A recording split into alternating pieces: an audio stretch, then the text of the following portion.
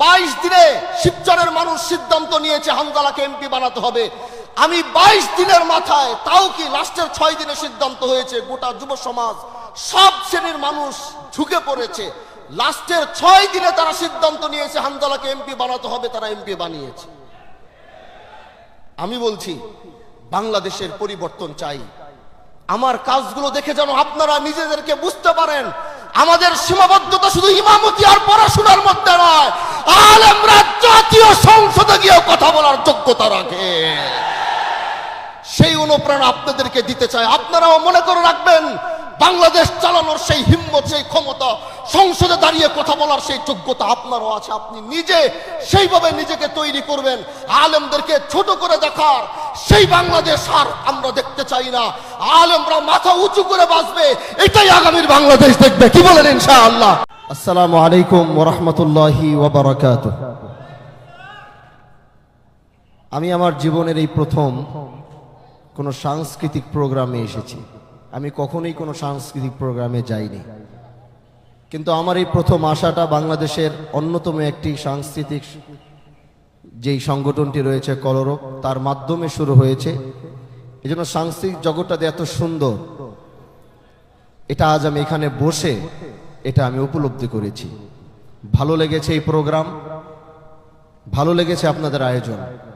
আপনাদের জন্য অন্তর থেকে দোয়া রইল যেন এই কলরব যে স্বপ্ন নিয়ে আইনুদ্দিন আল আজাদ সাহেব যে স্বপ্ন নিয়ে যে স্বপ্ন বুনে সংগঠনটি করেছিল, আমরা তো বলি তিনি মারা গেছেন, কিন্তু আমার মনে হয় তিনাকে মেরে ফেলা হয়েছে।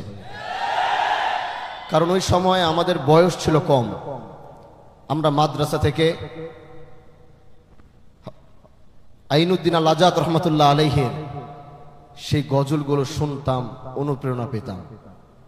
কিন্তু সেই সময়ের জন্যে সেই সঙ্গীতগুলো মানুষকে জাগিয়ে তুলছিল।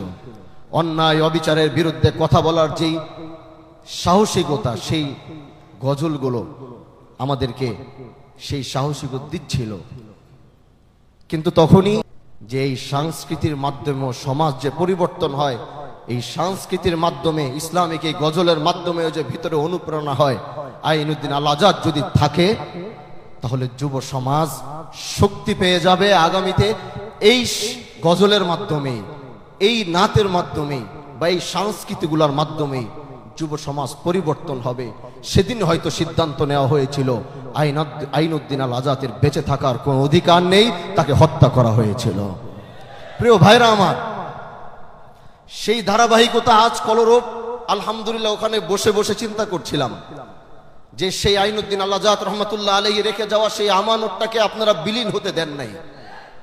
সেই আমানত বিলীন হয়ে যেত যদি এই ধারাবাহিকতাটা যদি কেউ না ধরতো, তাহলে সেটা চলে যেত। আজ এত এত এত যে জাগ্রত, যে জাগরণ কলরবের সৃষ্টি হয়েছে, সেটা আর হতো না। এজন্য আমি, আমার ভাই, তিনি সহ এই এখানে যারা উপস্থিত রয়েছেন, এখানে আমি সবার নামে হয়তো এখানে অনেকে চিনবো না, কিন্তু চেহারায় হয়তো সবাইকে চিনি। মাঝে মাঝে ভিডিওগুলো আসে যখন নাচ শুনি, তো আমি তাদেরকে আন্তরিক মোবারকবাদ দিই যে আপনাদের এই আইনুদ্দিন আল আজাদ রহমতুল্লাহ আলাইহি রেখে যাওয়া যে কলরবটাকে আপনারা ধরেছেন। এটা বাংলাদেশ যতদিন থাকবে, কলরব ততদিন থাকবে ইনশাআল্লাহ। আমি আর বেশি লম্বা কথা বলবো না।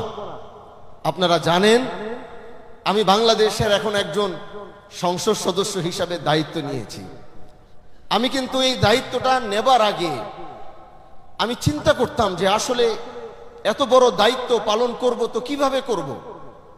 রাস্তা দিয়ে একদিন চাঁদপুর থেকে আসতেছি, তো আবরার ভাইকে ফোন দিলাম, উনিও আসতেছে। বললাম ভাই চলেন একসাথে গাড়িতে। সারা রাস্তা আলোচনা করছিলাম যে কিভাবে কি করব। কারণ আমি রাজনীতিতে আসতে চাইনি, আমাকে জোরপূর্বক রাজনীতিতে আনা হয়েছে। কিন্তু আমি চেয়েছি যদি আমি কখনো রাজনীতির মাঠে পাড়া দিব, তাহলে সেই আধিপত্যের রাজনীতিকে ভেঙ্গে ইনসাফ কি বলতে হয়, ইনসাফ কি জিনিস, সেটাকে বাংলাদেশের মানুষকে বুঝাবো।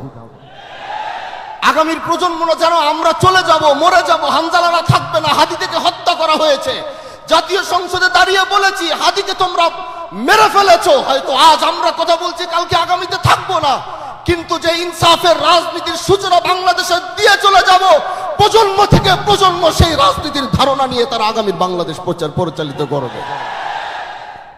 আমি আমার পুরো বাংলাদেশ পরিবর্তন করার সেই ক্ষমতা আমার হাতে নাই। আমি ছোটবেলায় মানুষকে বলতাম যে আমি বাংলাদেশের এমপি হব, আমি প্রাইম মিনিস্টার হব, এটা আমার গল্প ছিল ছোটবেলায়। আমি সবাইকে ধরে ধরে বলতাম, দেখিস।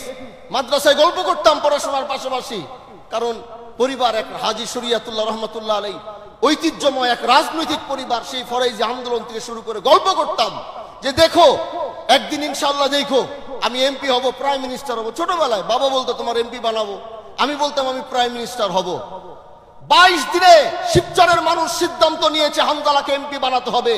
আমি 22 দিনের মাথায়, তাও কি লাস্টের 6 দিনে সিদ্ধান্ত হয়েছে, গোটা যুব সমাজ সব শ্রেণীর মানুষ ঝুঁকে পড়েছে। লাস্টের 6 দিনে তারা সিদ্ধান্ত নিয়েছে হানজালাকে এমপি বানাতে হবে, তারা এমপি বানিয়েছে। আমি বলছি বাংলাদেশের পরিবর্তন চাই। আমার কাজগুলো দেখে যেন আপনারা নিজেদেরকে বুঝতে পারেন আমাদের সীমাবদ্ধতা শুধু ইমামতি আর পড়াশোনার মধ্যে নয়, আলেমরা জাতীয় সংসদে গিয়ে কথা বলার যোগ্যতা রাখে। সেই অনুপ্রেরণা আপনাদেরকে দিতে চাই। আপনারাও মনে করে রাখবেন বাংলাদেশ চালানোর সেই হিম্মত, সেই ক্ষমতা, সংসদে দাঁড়িয়ে কথা বলার সেই যোগ্যতা আপনারও আছে। আপনি নিজে সেইভাবে নিজেকে তৈরি করবেন। আলেমদেরকে ছোট করে দেখার সেই বাংলাদেশ আর আমরা দেখতে চাই না। আলেমরা মাথা উঁচু করে বাঁচবে, এটাই আগামীর বাংলাদেশ দেখবে। কি বলেন ইনশাআল্লাহ? আর বেশি লম্বা কথা বলবো না, সময় সংক্ষিপ্ত। দোয়া করবেন আমার জন্য। আপনাদের সাথে আছি, কলরবের পাশে আছি। সংসদ সদস্য হিসাবে কখনো যদি মনে করেন আমাকে আপনাদের প্রয়োজন হবে, আমি হানজালা আপনাদের সাথে, আপনাদের পাশে থেকে এই কলরবকে আরো অনেক দূর নিয়ে যেতে চাই। ভালো থাকবেন, সুস্থ থাকবেন। আমাকে বদরুজ্জামান সাহেব দাওয়াত দিয়েছে। আমি সচলাচল জানেন যে এলাকায় খুব ব্যস্ত থাকি, তারপরও আমি সোজা এখন মাদারীপুর থেকে এখানে এসেছি। প্রোগ্রাম এখান থেকে শেষ করে আবার মাদারীপুর রওনা দিব। শুধু আপনাদের ভালোবাসায় উপস্থিত হয়েছি। ভালো থাকবেন, সুস্থ থাকবেন। আসসালামু আলাইকুম ওয়া রাহমাতুল্লাহি ওয়া বারাকাতুহু।